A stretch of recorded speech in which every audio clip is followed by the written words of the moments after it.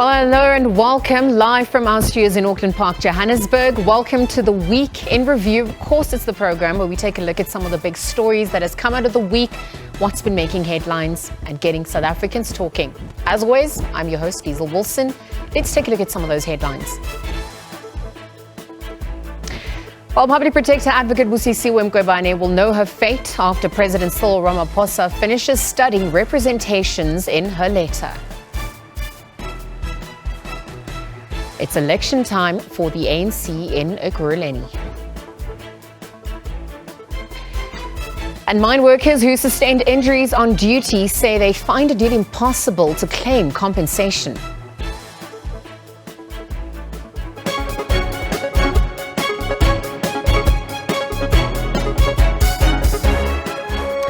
Those were a look at some of your headlines. Let's get into some of the top stories that have been making headlines this week, perhaps also going forward. The ANC Ekurhuleni Regional Conference officially kicks off at the Indaba Hotel in Fourways, north of Johannesburg today. This is despite several branches having lodged complaints with the ANC's Provincial Dispute Resolution Committee. The current regional chairperson, Mzondile Masina, is seeking re-election and will square up to former treasurer. Our SABC News reporter, Kani Mapanga, gives us a live update. Kani, good afternoon. Thanks for joining us. There's obviously a meeting that is underway on your end. Walk us quickly, briefly, or tell us rather briefly what's happening on your end as we speak. Good afternoon to you, Liezle, and the viewers at home. I'm going to start by asking my colleague Sia to just give you another look outside the gates of the Indaba Hotel and Conference Centre in Fourways, which will be hosting the Ekurhuleni Regional Conference. As you may know, Ekurhuleni is one of the metros. This conference is quite critical and crucial to the province. Now, earlier this morning, the situation was a little bit more tense, Liezle, but as I get back to you now, the situation has calmed down. Security is not as tight. The barricades have fallen away. What we understand now is that because of this issue of the 7 branches saying that they were disqualified unfairly, the province's top branch in the ANC is currently meeting right now. Obviously, what will be discussed is this issue, all of these outstanding disputes that are halting this this regional conference, in continuing this today and over this weekend. Now, as we understand, some of the people that are in that meeting are the ANC's Jacob Kawe, David Makura. And we understand that when this meeting concludes, they're going to come out, give us a briefing and give us a way forward as to whether this conference can continue or what are they going to do about this issue of the 7 branches. All right, Kani Mapanga, thank you very much for that update. Our reporter Kani Mapanga is outside the Indaba Hotel in Fourways, north of Johannesburg. Again, the Ekurhuleni ANC Regional Conference is currently underway. And despite several challenges that obviously have been lodged, some of the complaints coming through there, she'll be bringing us the latest as that unfolds throughout the day. Moving on to other stories now. We've also seen this week one of the stories making headlines is that of the South African Trade Union Federation, SAFTU, which held its 3-day elective congress in Boksburg, Gauteng. Zwelinzima Mavavi was re-elected as the Federation's General Secretary, retaining his previous position when he beat his opponent, Moses Matswe. After the National Union of Metal Workers of South Africa signed a 6% wage increase for all workers at ArcelorMittal South Africa, it ended a 2-week strike as well. Perhaps to talk about this and more, we are joined by Michael Bagraim. He's a Labour analyst. Michael, good afternoon. Thank you for joining us. Hi, good afternoon, and thank you for having me on air. I appreciate it. It's been an illustrious week, it seems, on Union Front. And as we look at where to from here and what's next, let's just look at the past few days where we've seen quite a number of employees taking to the streets demanding salary increases in a country with a struggling economy. What do you make of this? Well, thank you. You know that every time this year, in fact, we do have strike season. So it's nothing that we are ashamed about, nothing that we have not seen in the past. It's been a little bit more difficult this year because we've had the 2 years of COVID where people didn't get much increases. So the expectation is high. The problem is the economy hasn't improved. The biggest problem will be what we're going to be seeing down the next few weeks. This is a taste of things to come. I strongly believe that the reality in South Africa today is we're going to see more strikes. We're going to see a mother of all strikes when the civil servants go out. What we've tasted so far has been reasonably pleasant in the sense that it hasn't led to violence. It hasn't led to the destruction of the economy. Unfortunately, of course, the mining strike, which is not completely settled at this point, is a problem. We still see SARS out on strike. We are going to see many of the individual businesses as well, the smaller ones, going on strike. I know in my law firm we are facing about 15 to 16 strikes imminently, probably during the last part of June. So this is a difficult year all round. The South African economy has not shown any improvement. And we also know that around the world there are problems. The Ukrainian issue is a major problem. And of course, workers are paying more and more to get to work. The real problem that we have in South Africa is the distrust, in particular between the governing party, the ANC, and the trade union movement. You remember 4 years ago, they signed a 3-year agreement, and then the ANC then reneged on the 3rd year. And so there's no love lost there at the moment. And of course, with Mr. Vavi now going to the head of SAFTU, I think we're going to see a little bit more saber rattling in the future. Maybe it's a good thing. I, for one, strongly believe that the trade union movement is absolutely necessary and absolutely valid for proper labor relations in the future. They are shrinking and there is pressure on them, but I'm hoping to see more mature negotiation between the parties. I'm also hoping to see that the government, through the Ministry of Employment and Labour, will step in when strikes become absolutely destructive. They can do so in terms of our Labour Relations Act. Section 150 of the Labour Relations Act can actually insist on a government stepping in and actually creating some sort of labour peace. Well, they've been wholly absent up until now. I'm not sure why, but I do know that the CCMA, the Commission for Conciliation, Mediation and Arbitration, are looking at the strike season very carefully. I spoke to the senior commissioner last week, who told me that they are going to step in, that they are trying their desperate needs to work out ways of creating the labour peace. And so we've got the legislation, we've got the tools in South Africa to be able to create that labour peace. I just think the government's been a little bit retarded in the sense that they don't want to use the legislation to create labour peace. Maybe they're scared. I don't know what the problem is. But we in South Africa have an illustrious history in labour peace. All right, so Michael, you've said quite a mouthful, and I actually want to hone in on some of the topics that you've just some themes rather that come through. Perhaps before we get to the relevance of unions going forward, just earlier this week, we saw Sibanye's Stillwater mine workers camping outside of the union buildings demanding that President Ramaphosa intervene in their ongoing strike. I mean, is this the right way to go about demanding that their demands be met? It's been quite a few months as well. Well, I think it was. I don't normally side with trade unions making demands of that nature, but I think I do, because in this particular instance, the mining industry is the backbone of South Africa's foreign currency coming into this country. It's keeping our economy on an even keel. This strike is creating major problems.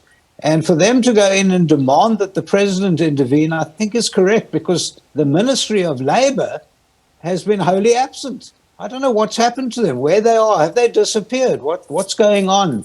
And of course, the senior commissioner, Cameron Moriani from the CCMA, has said that he's more than willing to step in. And in fact, I think he now has stepped in. So the demand has worked. And you and I need this. We need peace in this country. Well, you know, given the socioeconomic conditions of the country, obviously everyone is going to be playing a role to see that the country, you know, finds its way out of the situation, you know, it finds itself in. And so when we look at the relevance of trade unions going forward, you are of the view that they are relevant for years to come. SAFTU, obviously re-electing Liezle Wilson yet again as the General Secretary of the Federation for the second time. Did this come as a surprise? I ask you this because obviously he was facing up against the likes of Irvin Jim, and many people questioning the future of unions and actually what they're doing. Is the infighting that's happening within unions perhaps, taking away from the work that needs to be done? Well, of course it does, but there is absolutely relevant. And I'll tell you why. Okay. You can't have, in a country where we've got almost 50% unemployment, I mean, it's unprecedented, not only in South Africa, but in the world. You need voices, you need workers' voices to come forward and to be strong. And that's why trade unions are absolutely valid.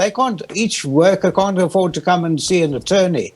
If they come to my law firm, they wouldn't be able to afford it. They need a strong voice and they need to speak as one.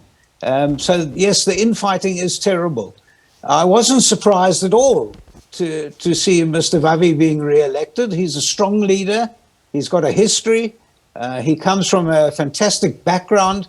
I invariably don't agree with him. I don't like his politics. I don't like his approach to the economy. But he is a good voice for the unions. And when someone challenged him, the only way they could get anywhere is by making spurious claims against him. I felt a bit sorry for him because there was a whole lot of nonsense that they tried to suspend him and oust him. That's all rubbish. And he rose his head above that. And for that, I salute him. He deserves to be the leader. He's been a very powerful leader, and he is the true voice of his members on the ground. Remember, COSATU somehow has lost out. They've somehow forgotten about their members, the people on the ground.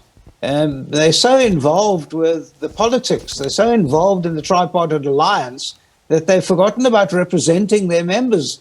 Well, Mr. Vavi does represent his members, as much as a lot of people don't like him and there's a lot of people feel that he's going overboard. He represents the voice of his people. And we need those voices. We need people who are strong and come forward and can match up to very powerful management. Let's face it. We're in an unequal bargaining situation in this country. The bargaining between management and labor is very unequal, and it will remain like that for years to come. We're in a bad situation where the Gini coefficient is enormous. I mean, you see on that mine where the leading employee gets 30 million rand and people can't get a 1,000 rand increase. Yeah. So you can understand that you need a strong voice. Yeah. And Vavi is that voice. All right, Michael, thank you for those sentiments. Just very quickly as we wrap up, in the interest of time, we've also seen SARS workers on the strike at Beitbridge, affiliated to Nehawu. They've joined their counterparts from across the country. What does this mean for operations in places such as the border posts, etc.? Well, SARS has reported that it's not meaning anything for the operation. They say it's going well. Of course, if it's a long term, then there will be problems. But of course, once again, we've got that tripartite alliance. Again, they're scared to fight with government. And that's why COSATU is becoming almost irrelevant. All right, Michael Bagram, thank you very much for your time today. Labour analyst giving us the latest. Obviously, this week, lots of activity on the union front as he's deemed it strike season. We'll continue to monitor and see what happens this week alone. Liezle Wilson, we saw re-elected as the General Secretary of SATU yet again. Let's take a quick ad break, continue with more news and updates on the other side. We'll be right back.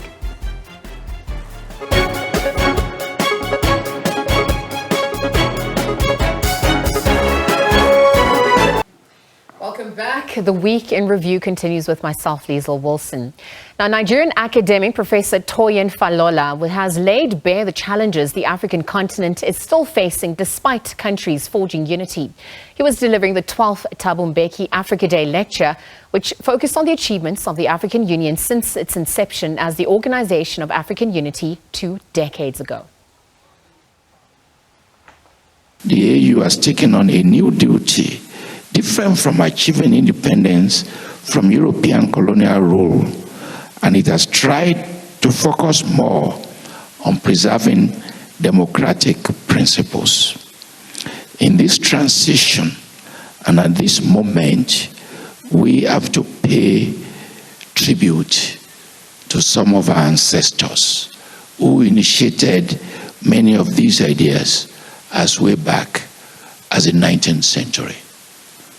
Ancestors such as William Biden, Marcus Garvey, W.E.B. Du Bois, arguably the most preeminent intellectual of the last century, Kwame Nkrumah, Julius Nyerere, and our own Thabo Mbeki, a visionary leader. Permit me to devote a few minutes on Thabo Mbeki himself. All right, on the back of what came through on that lecture last night, perhaps staying with Africa Month, we highlight the continent's potential and growth. This is urbanization and development also comes to the fore. The speed of urbanization has increased, with 40% of Africa's total population living in cities. It is the fastest rate of urbanization globally, and as income opportunities expand, so does the increase in demand for services, transport, housing, as well as education as well. But creating sustainable solutions for cities to keep up whilst protecting the environment for future generations is also going to be key. Perhaps for more, we are joined by Danga Muwowo, South African Cities Network Program Manager, to chat a little bit more on the rapid rate of urbanization in African cities and charting the way forward. A very good afternoon to you, Danga. Thank you for joining us here on the SABC. Thank you for having me. Let's look at urbanization and the stats and figures surrounding what's come out in the continent. Why is African urbanization and the opportunity perhaps it represents to the continent so relevant to our Africa Day celebrations here in South Africa? The question, I think what it really represents is that this 21st century really is going to be the African century in terms of population growth and the opportunities represented. You said tremendous growth in Africa's urban population. So globally, there'll be massive increases in population, but the majority of that increase in urban areas will be in African cities. So for example, a city like Lagos, which is now about 20 million population, is forecast possibly that by the in 50 years' time, it could be as much as 100 million people. A city like Blantyre in Malawi, where I'm from, could be a population now of around 5 million, could be as big as New York, which is around 10 million, also by the end of the century. So really it's an opportunity for achieving sustainable development because the majority of our populations will be actually in cities. And as you know, we had, first of all, the Millennium Development Goals, but they've been subsequently added to by the Sustainable Development Goals. And clearly achieving those Sustainable Development Goals will require an urban focus, and achieving those will take place in our cities. Well, speaking of sustainability, the rapid rate of urbanization in African cities is obviously happening at the fastest pace globally. And you also have the view that it presents an opportunity for South Africa, perhaps even across the continent, to build great cities. Perhaps you could tell us, what it will take to turn this challenge into an opportunity to create these great cities, because we also have to look at the issue of social well-being and sustainability going forward for future generations. Well, I think that's a very critical question, because that urbanization needs to be taken into account in terms of the planning that city planners do for cities. And by introducing that topic, we need to look at the background to planning. So in many of our cities, at least where they were colonized, planning proceeded on a model which was quite car-centric, spaced out in many areas. You look at the space of cities, because the assumption was, and at that time, that people who were essentially the colonizers were able to drive to and from. And so there wasn't a focus on compact cities in which it's very close for distances between where people work and where they live. And so that is the ideal. And so we want city planners to take that into account. So for example, our urban policy in South Africa, the Integrated Urban Development Framework, calls for the densification of our cities to counteract the kind of sprawl and indeed the spatial dislocations of apartheid, which we all know about. But even looking at the other cities on the continent, the cities are tending to sprawl. Another challenge, of course, is that much of the new populations coming into cities end up living in slums and informal settlements. So up to 60 to 70% of Africa's urban population is actually living in slums, which clearly is an unacceptable situation in the sense that those populations do not have access to clean water, do not necessarily always have access to electricity, and the kind of infrastructure that is required in order for us to take advantage of what we call this urban dividend. So clearly moving forward, our planners both in South African cities but across the continent need to take into account the urbanization, which typically takes place in informal settlements. So they need to be able to anticipate this kind of growth. So we call that thinking in terms of not just sustainability, which is to say that we're managing our resources in a sustainable way, but also that cities need to bake in resilience into their planning.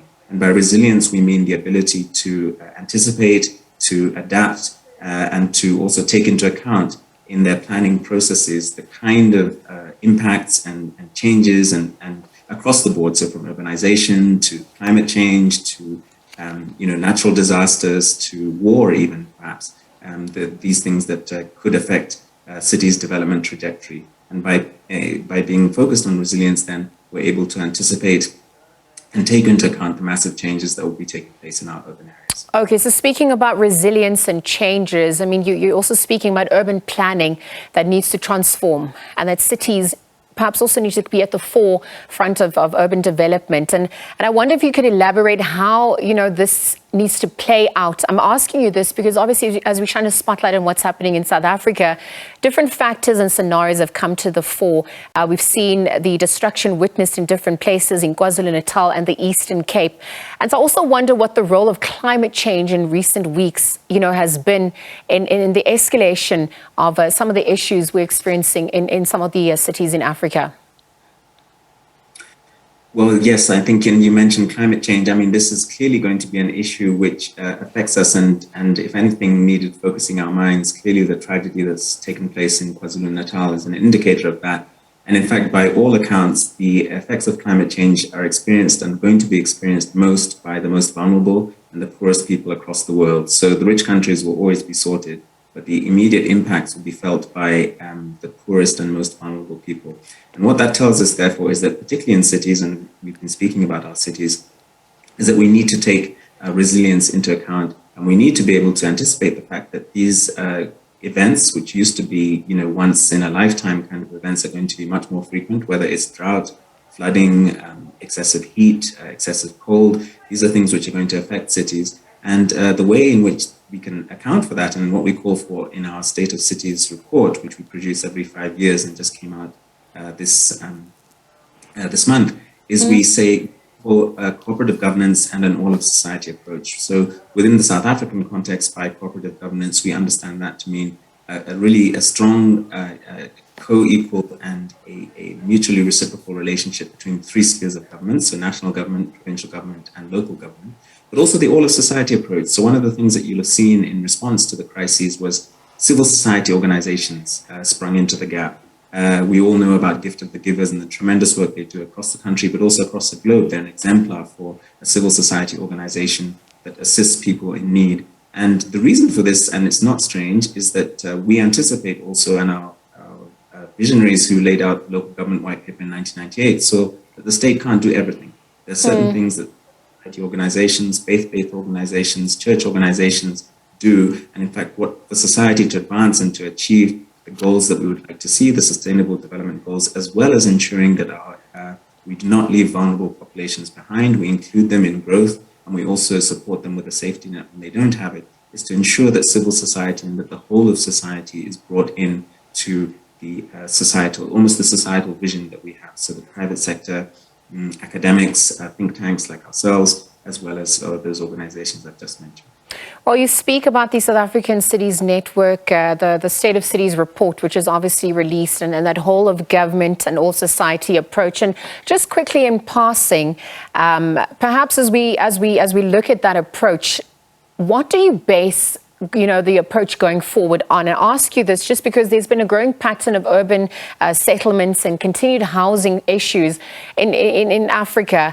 And with that fastest urbanization rate, by 2050, how do we begin to reimagine what's possible going forward?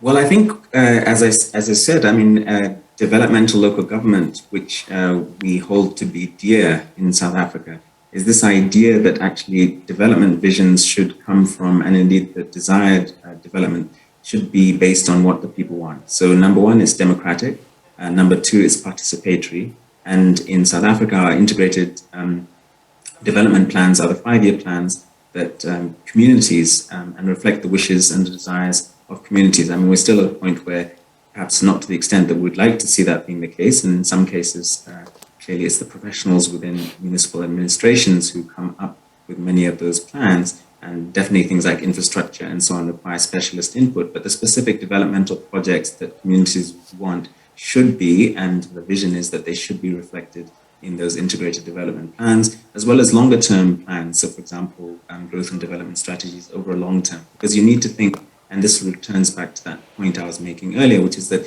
you really need to think long term. Just thinking in terms of 5-year cycles is of course useful for budgeting and supply chain management processes in terms of specific projects, but you need to think long term about those kind of growth in population that we spoke about earlier, where that growth is going to occur, the kinds of people who will need assistance, but also important, the kind of revenue that we'll be able to raise from city residents in order to be able to meet those services. So local government is very much dependent on own revenue in the form of property rates. So across the world, property rates, source of revenue for local governments, but also getting a surcharge on electricity and water sales to consumers of those services within cities. So it's very important also, and this relates again to the social compact and all of society coming together, is that we have to pay our municipal bills to make sure that cities are indeed able to deliver services to the populations that need them, and particularly the vulnerable populations who don't have access to them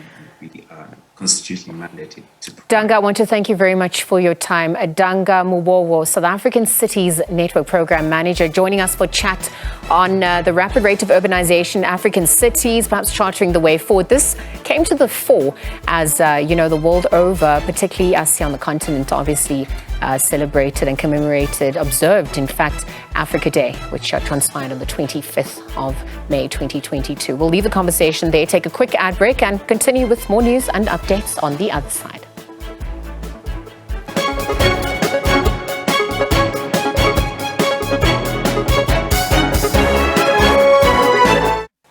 Well, the week in review continues. It's been a busy week on the continent, perhaps even around the world. SABC News international editor Sophie Mukwena joins us for a recap on some of these top stories making headlines this week. A very good afternoon to you, Sophie. Thank you for joining us. Starting off with on the continent, perhaps, the Thabo Mbeki Africa Day lecture. Obviously, lots of sentiments coming through, but united we stand, divided we fall was a powerful lecture by Toyin Falola last night. You were actually in attendance. What were some of your key takeaways? Well, I think for me what was important was a frank assessment of where we are as a continent, particularly since the launch of the AU in Durban 20 years ago. It has been a very, very bumpy road. The continent has tried its level best to ensure that we have a better continent, but there are still challenges. And I think the Prof highlighted those challenges that are currently a problem to many leaders on the continent. And some of these challenges includes the issue of unemployment, poverty, COVID-19, and now the war in Ukraine that is really affecting the food supply. And we are likely to have challenges of food security, but also instability, particularly in the 5 regions. I'm talking about the Sahel region, Mali, Burkina Faso, and Equatorial Guinea meeting is actually discussing that. You also have a problem in West Africa, countries such as Niger, you have countries such as Nigeria dealing with Boko Haram. When you go to eastern part of the continent, you have challenges in Somalia, and down to south, for the first time, we also have this problem of terrorism as the southern region. You know what's happening, the insurgents in Mozambique. Yeah, absolutely. And so speaking of those challenges then, I mean, the AU summit is going to be happening in Equatorial Guinea. And what do you think is set to top the agenda this time round? Well, yesterday the summit did focus on issues that are related to humanitarian crisis, looking at the issue of COVID-19 as a cause, but also the current war in Ukraine in terms of food supply. Yesterday, I spoke to the UN, or in fact, the Secretary General's envoy on humanitarian crisis, Mr. Griffith, who indicated that the continent is having serious challenges, and majority of the budget of the humanitarian assistance from the United Nations is being spent on the continent. And also today, the last day, the focus is on the removal of governments by force. You know that we've seen number of coups on the continent, and therefore the leaders today are really focusing on what are the causes and what needs to be done. We'll hear later today the resolutions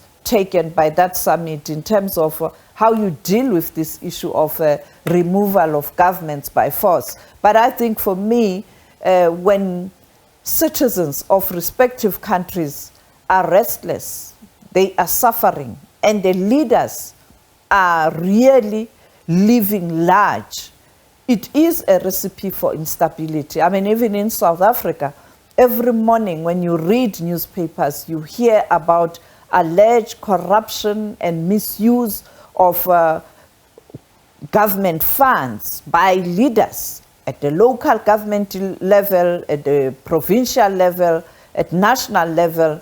And therefore, there's no way people can just watch and be happy when they are still battling with the impact of COVID-19, where many people were retrenched and they are currently not working. Even the workers themselves, when government in South Africa intervened, it didn't really intervene at the workers' level. It was just those who were retrenched and big business, and therefore the working class is really squeezed. This is a recipe for instability. Similar situations prevail in many other countries where the citizens of this continent are really suffering. Well, speaking of COVID-19 and the pandemic, its effects to date, I mean, the 5th World Health Assembly was held this week. In fact, it wraps up today, and it was under the theme Health for Peace, Peace for Health. So perhaps as we look at some of the mechanisms, put in place to strengthen our preparedness and response to healthcare emergencies going forward. There were some highlights as well where Tedros Ghebreyesus was also re-elected for a second term. So looking at his tenure to date, his impact and charting the way forward, what plans have been set in motion from there? Well, I think the continent must be proud of Dr. Tedros. I mean, to get a nod from majority of member countries and being a single candidate spoke to the confidence the member countries have in Tedros, because he was able to lead us during the pandemic. The last pandemic, it was in 1918. And when he took over, nobody anticipated that there is going to be a COVID-19 pandemic. But he was able to lead the world during that crisis. And I think this nod speaks to something that as a continent we must be proud of, because people tend to undermine the talent, the expertise on the continent. And therefore, he has led a way in terms of you cannot solve the world problems when you don't include all the regions, and Sub-Sahara in particular, where you have talent, people who can lead at the global level. But for me also, his emotional speech during the opening, where he was talking about health for peace, he was talking about what the EU leaders are talking about today in terms of the instability on the continent, but he was talking about instability around the world in general and peace and security, saying they affect countries' quest to deliver better health services. I mean, he pointed out the example of the war in Ukraine, where health services and infrastructure was attacked. Yeah. But using his personal encounter, he comes from Ethiopia. Ethiopia has experienced lots of instability, and when he grew up as a child, how they used to hide under the bed, and as parents later they had to do the same with their children. And now again in the Tigray region where he comes from, and the infrastructure there in a very terrible condition, and almost sharing tears. He was so emotional. So, and now I think today the focus will be what must the world do to ensure that we are better ready should there be any crisis. Right now you're talking about monkeypox, and I think the WHO will use the infrastructure, the knowledge they gathered during this pandemic to be able to address this monkeypox. Like we know that they did use the skills and the talent that they gathered during the Ebola in West Africa to deal with the issue of COVID-19. Well, it definitely speaks to narratives and perceptions that obviously we managed to speak about yesterday post the lecture as well. Just quickly, in the interest of time, wrapping up two more stories. We're obviously seeing the Texas shooting, bringing gun laws into the fore for the U.S. once again. Biden set to visit Texas tomorrow, but perhaps in the broader scheme of things, what is being reflected to us in terms of gun laws, but also violence and, accessibility of guns at large. In the same breath, the Queen's Jubilee will be marked on the 2nd of June. Well, and what's the relevance of that? Starting with the Texas, it's an issue of United States of America having to revisit its policy around gun laws. And clearly, you can't have a situation where young people, who sometimes act irresponsibly, having access to the powerful weapons, look the damage now. And unfortunately, the Republicans must take a blame because they've been resisting the bill that is before the Congress that was sponsored by the Democrats that could have assisted in managing the issue of the gun laws. And two, it's about when the country is divided, you at times find a society that is traumatized. And because the United States of America is going through turbulent times. Yes. I mean, the rise of the right-wing phenomena. So I think there's a lot that they have to look at. But on the Jubilee, the Queen has done well so many years, the longest-serving monarchy. And I think those who really follow the royal family in Britain will be interested in the story. But also remember, we are part of the Commonwealth. We have strong relations with the United Kingdom because of our previous situation where they were our colonizers. And I think these are some of the good and the bad that we will be debating on the continent, particularly those countries that were colonized by Britain, but also the members of the Commonwealth. How do you invigorate the Commonwealth? We know that the coming CHOGM will be in Rwanda. It's not clear yet whether the Queen as head of Commonwealth will be there. Perhaps it will be Prince Charles because he's doing a lot of work. You can see that transition already. Yeah. All right. Thank you very much for your time. Thank you for that recap. It's, of course, some of the top stories making headlines on the continent and around the world. SABC News international editor Sophie Mokoena. Perhaps as we stay with our Africa Day, a month coverage rather, on the back of Africa Day, of course, which was observed on the 25th of May. The 5th World Health Assembly was held this week between the 22nd of May. It ends today on the 28th of May, again, as we heard, under the theme, Health for Peace, Peace for Health. As mechanisms are put in place to strengthen our preparedness for, as well as response to health emergencies, the urgency of turning vaccine doses into vaccinated, protected communities through the COVID-19 vaccine delivery partnership has been key, particularly in countries that face the biggest challenges to reaching their vaccination targets. For more, we're joined by Ted Chaiban, Global Health Coordinator for the COVID-19 Vaccine Delivery Partnership. A very good afternoon to you, Ted. Thanks for joining us here on the SABC. Good afternoon, Liezle. Thanks for having me. Africa Month is drawing to a close. It's the month, where we celebrate the continent's successes, consider the challenges that also lie ahead. But we've also heard that from the World Health Organization Secretary General, Dr. Tedros Ghebreyesus, saying that the opening of the World Health Assembly last Sunday, that the COVID-19 pandemic, it's not over. Countries cannot afford to lower their guard at this point. In your opinion, what does this mean for Africa, the continent with the lowest vaccination coverage at this point? So I think what it means is we need to stay the course on vaccination. In the past 4 weeks, we've had more than 14.8 million new cases of COVID-19 globally, over 47,000 deaths. We now are at 6.3 million deaths cumulatively because of COVID. And we now have enough vaccines to vaccinate everyone that needs it. And it's critical that Africa stays the course on vaccinating adults and adolescents above the age of 12 against COVID. Globally, we have 60% vaccine coverage on average. For Africa, it's 18%. But the good news is it's rising.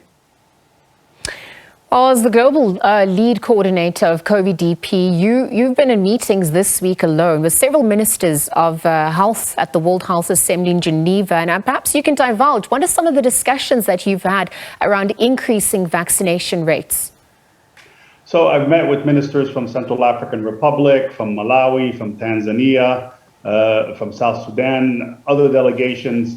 And what we've discussed is the fact that every country that has made a leap forward on vaccination, places like Cote d'Ivoire, places like Ethiopia, places like Central African Republic, have gone through a period of campaign. It's important that we go through a period of acceleration where we reach out house to populations, have a dialogue about why the vaccine is essential, and really emphasize the continuation of vaccination during this period. The next 90 days are critical, and we need to focus in particular on high priority groups, the elderly above the age of 60, healthcare workers and other frontline workers, and people living with comorbidities, because they're the most at risk when it comes to severe disease or death. And that's who we need to make a special effort to reach. And all the delegation I spoke to were responsive. They have many other health priorities they're dealing with, but they're committed to continuing with this momentum on COVID-19 vaccination. So with that said, then obviously challenges that have come to the fore, perhaps you can speak to some of the major challenges that the partnership has encountered while trying to increase vaccination rates in countries perhaps with the lowest rates, where many of whom are also facing conflict of humanitarian emergencies. So firstly, we're a partnership made up from UNICEF, WHO, Gavi, the World Bank, and other partners that's come together to help countries which had the lowest vaccination rate in January to increase that vaccination rate. Many of those countries are on the African continent, and many of those countries are dealing with humanitarian emergencies. So what we're proposing is to integrate COVID-19 vaccination with humanitarian action, to see COVID-19 vaccination as an opportunity to strengthen health system, both the cold chain, but also the health management information system, the training of health workers, sometimes bringing in surge workers where needed. And we're acknowledging that there are other health priorities. So what we're saying is do this as effectively and as efficiently as possible, because we want to be able to also address the other health priorities on the continent. But this is indeed an opportunity to protect lives and at the same time strengthen the health system. Yeah, absolutely. And there's also obviously also dealing with the issue of misinformation, perhaps also instilling trust in what is being communicated. But Ted, just in the interest of time, very quickly, a key pillar of discussions at the World Health Assembly is pandemic preparedness and perhaps how to prevent the next crisis. I wonder if you can divulge what role COVID-DP is going to be playing in this going forward. So let me address both the issues of vaccine hesitancy quickly. It is definitely an issue. Vaccine demand overall, risk perception has changed after Omicron. If we mobilize community leaders, political leaders, people that are trusted, we can overcome that. On pandemic preparedness, two messages: invest in primary health care and invest in the local production of commodities. Those are two essential planks of future pandemic preparedness.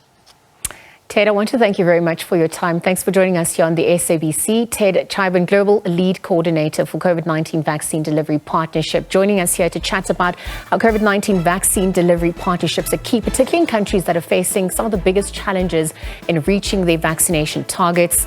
Again, health has come into the spotlight as the 5th World Health Assembly was held this week. That's where we're going to leave it for you today. Thank you very much for tuning in. We'll be back tomorrow for a look at the week ahead. For myself, Liezle Wilson, and the rest of the Week in Review team. Until then, it's goodbye for now.